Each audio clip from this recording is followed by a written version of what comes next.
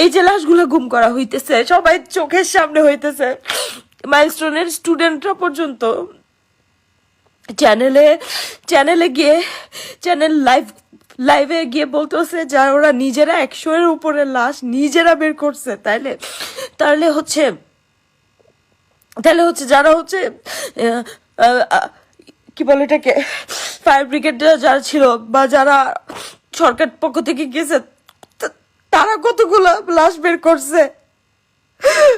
আপনারা, আমার ভয় লাগতেছে যে আমার বাচ্চাগুলোকে আমি বাসা থেকে বেরোতে দিব না, আমি কোথাও যেতে দিব না বাচ্চাগুলোকে।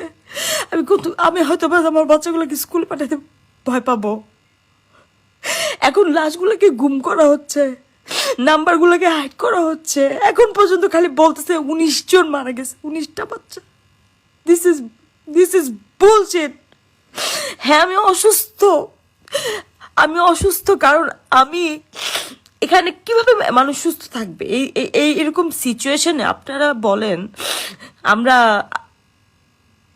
আমরা বলেন যে সুস্থ থাকাটা কি এটা স্বাভাবিক? মানুষ সুস্থ স্বাভাবিক মানুষ থাকতে পারবে না?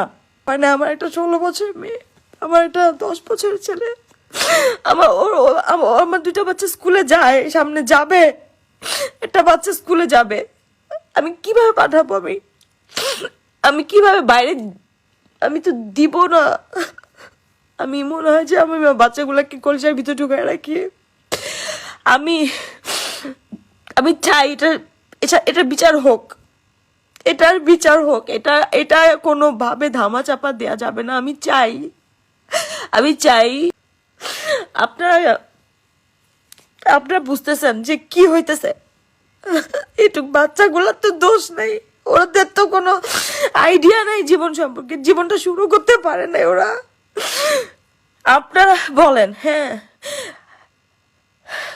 এই যে বাচ্চাগুলোকে মৃত্যুর সংখ্যা যে লুকানো হচ্ছে, এটা প্রতিবাদ করতে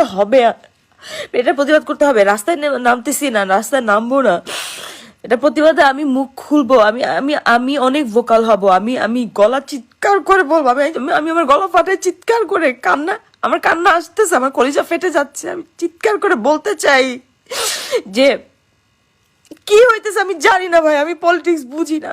আমি বুঝি যে এই বাচ্চাগুলোর দোষ নাই, এই বাচ্চাগুলোকে কেন পড়তে হয়েছে, কেন ওরা এভাবে গলে যাবে। আমি